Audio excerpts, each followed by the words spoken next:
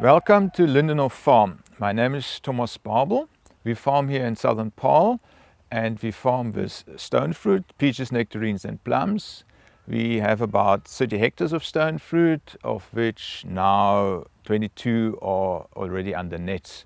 Nets are a relevant topic nowadays with stone fruit as well, and we're going to discuss the pros and cons about nets, why you want to put up nets, and if you decide to put up nets, I'm going to share some of the experiences of our erecting of nets on this farm. So the first nets we did 7 years ago, and that was a block of early nectarines, and the main reason for putting up nets then was the chance of sleet, rain, some hail and so on. It does help definitely. I think one event of hail will pay your nets in one season, one shot. So that's definitely, if you're in a high risk area and you have a high value crop, that is a good reason to put up nets. We also found that if you have a rain event and your fruit is very close to harvest on the nectarines, the nets do tend to diffuse the rain and split up the raindrops, and we find that there is less damage to the fruit then as well. Another interesting aspect that we found here is, as we are in a low-lying area and we are frost-free, but every now and then we do get some ripe. Under the nets there is no ice at all, whereas outside the trees are iced up right into the top. And we did have last season and the season before, we did have some issues on the very early cultivars with frost damage. So this can also be a factor that you might want to consider. What we call black ripe, or where you have got frost without moisture, that might be a different story. So do your homework there in that regard. Another reason for us, after we had our experience with the first crops of the nectarines, we found there's a lot less scarring of the fruit, less damage of the fruit. So then with the plums, we always had lots of wind marks on the plums. We are in a very windy area here. Southeaster is a very relevant topic here.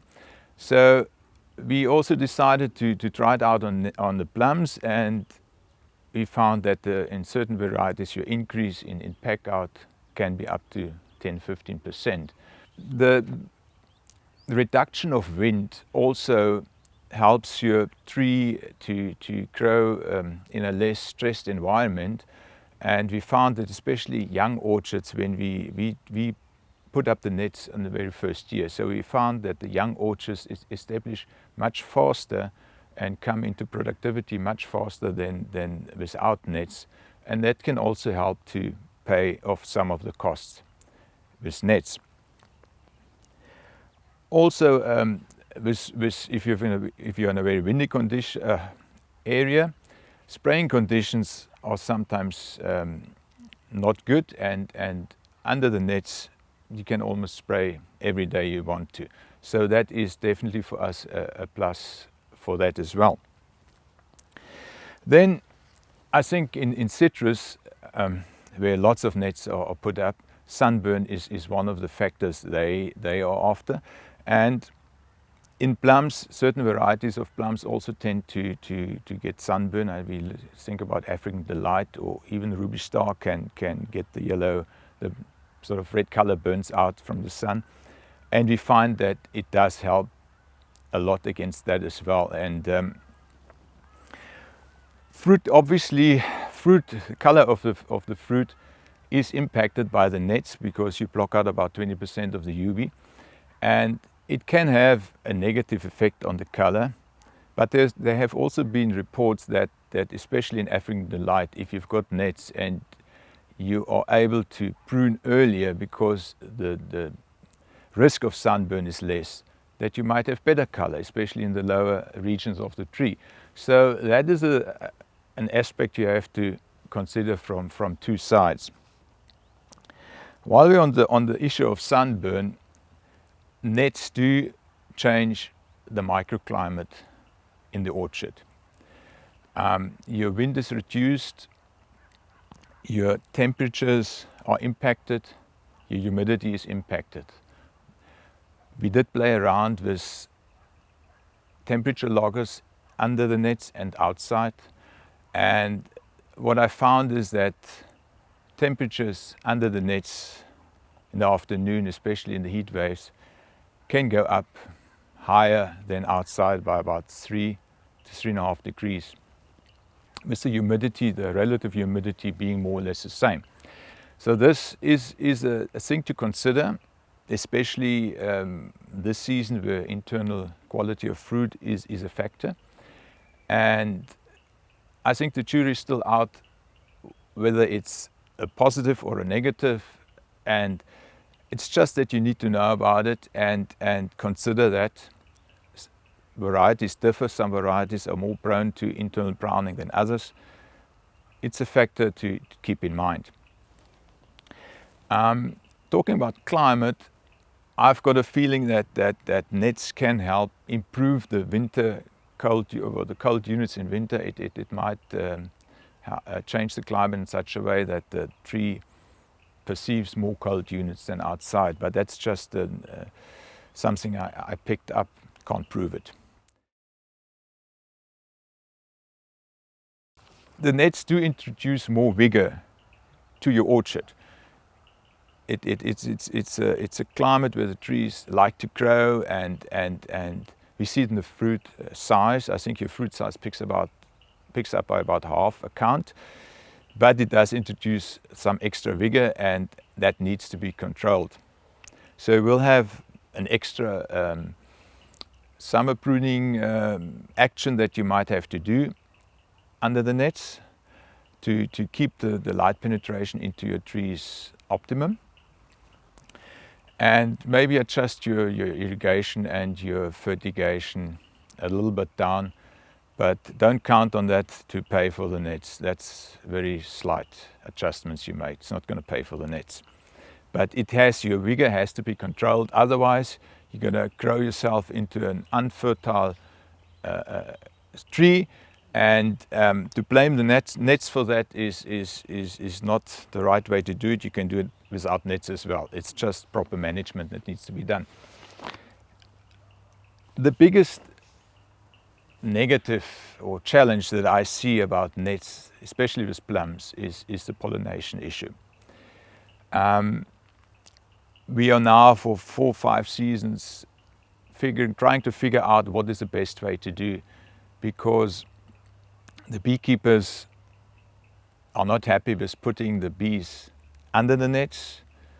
The bees are under stress. They can't fly out, and when they escape, they want to come back and they get stuck on the top of the nets. So that is quite an issue, and especially with your later flowering varieties like Ruby Star, flowering end of September, where your temperatures increase and there's less moisture, less rain.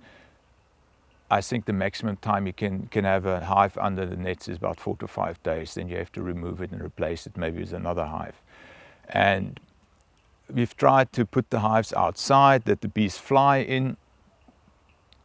It works to an extent, but it's not optimum. So the ideal is to put your hives under the nets, space them, and replace them after 4 to 5 days.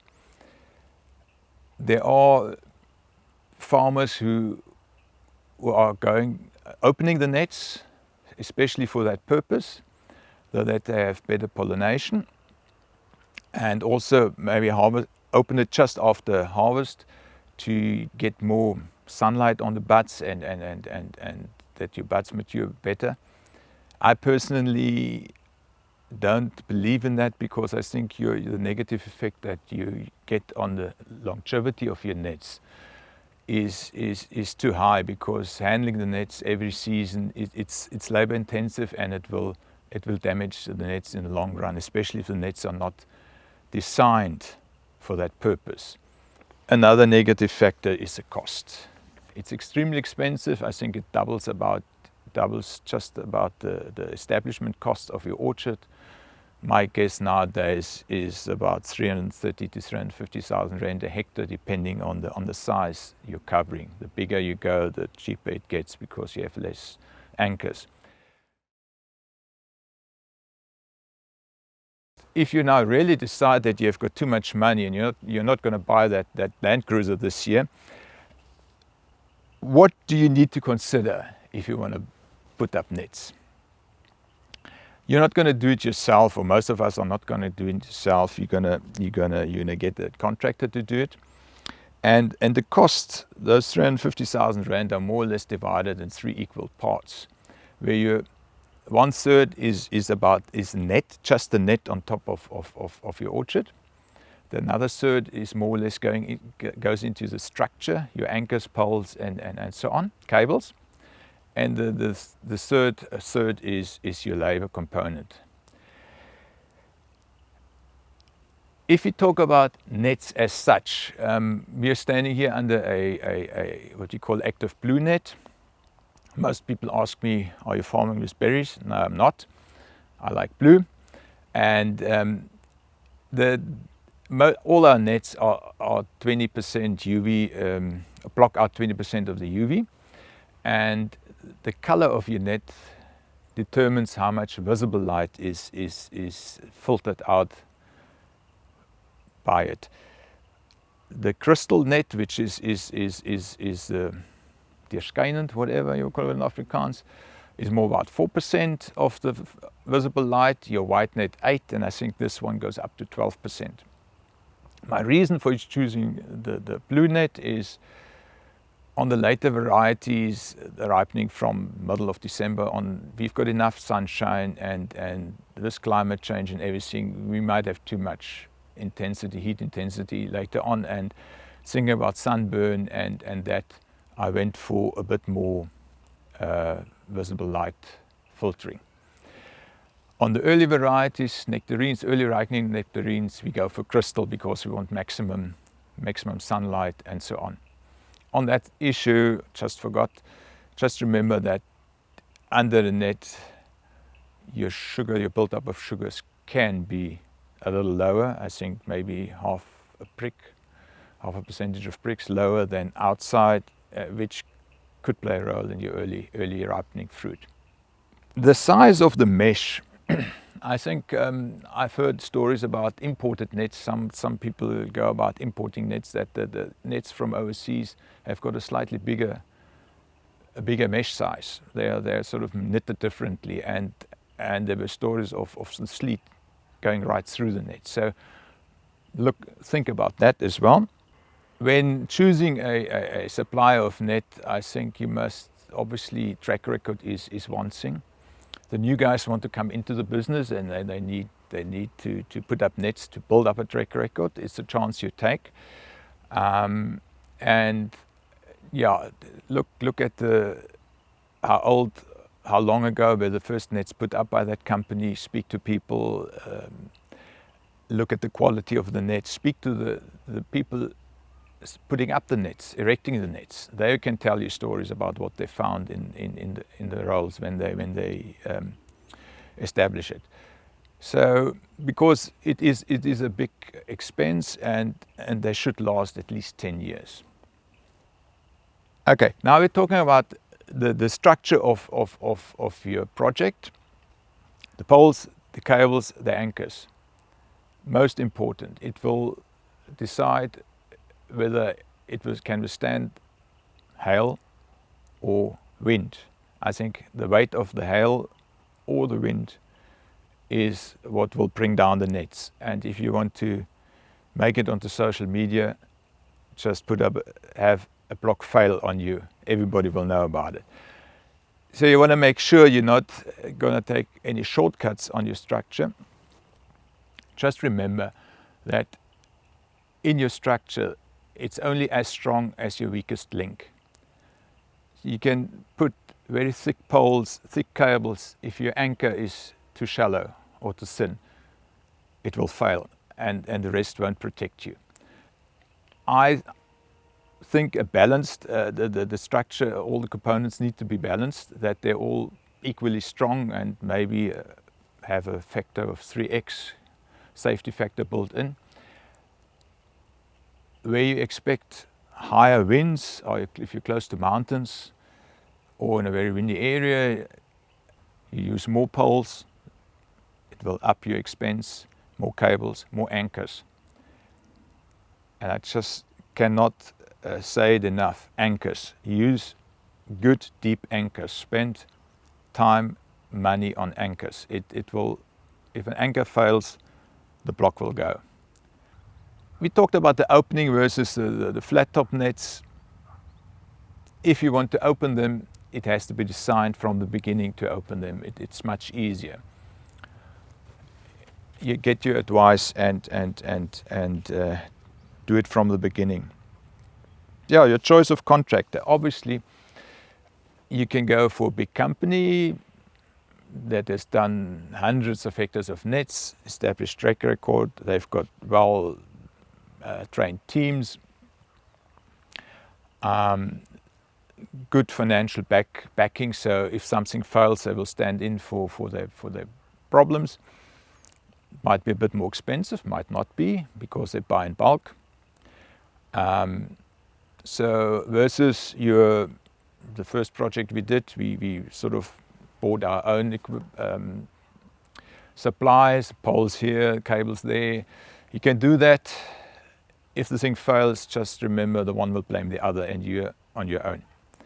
If you consider a new entrant to the business, a new contractor who hasn't got a lot of experience, he might come with a lower price, very attractive, makes a huge difference.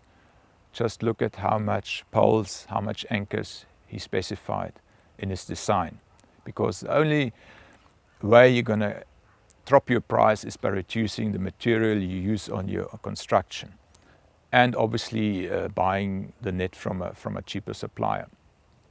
Do your homework. You can save some money. Just don't regret it in later on. I think it's also important to have a contract with the company that does the erection of the net.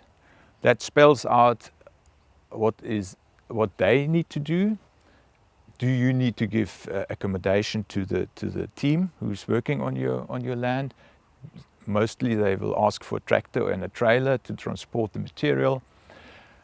That all needs to be decided upon first. Do you know about it? And another, I think in the last years, the guys erecting the nets have learned a lot, and the productivity has gone up. I noticed that. But now they're using tractors and cherry pickers to work on the nets, and if you've got freshly prepared your soil, something to consider. In the old days, they worked everything with ladders. It takes a long time. On that subject of ladders, the height of your nets, I mean, we are here using a standard 4.2 high net, which is a 4.8 meter pole. Some say you might want to go a bit higher, that your bees can operate easier under the nets, and it sort of tends to cool down your orchard as well. So if you go for a 4.8 meter high net, you have more wind, which might cool down, but also give you more wind scars in the top of the net. And it's much more difficult to maintain. So if we need to work on it, you have a 12-foot ladder to stand on. Not very easy. The practical points about the damage of the nets, I mean, obviously there's maintenance that needs to be done on a regular basis. Some of the cables might come loose over the years, and you need to inspect them once a year and maybe get your contractor in to tension the cables again. If some of the nets come loose, tie it before it gets worse. Obviously, if you got lots of wind and the wind moves your net a lot, friction, I think friction is the biggest enemy of the net. So when putting up your system, about your cross cables, the height of your cross cables, you might want to drop them a bit so that the net does not sort of bounce up and down on the cross cable. little things, but that your contractor should also point out to you. So yeah, we might not have solved the logistical problems in our harbors today, but maybe you can take away 1 or 2 points from this talk today. Thank you very much.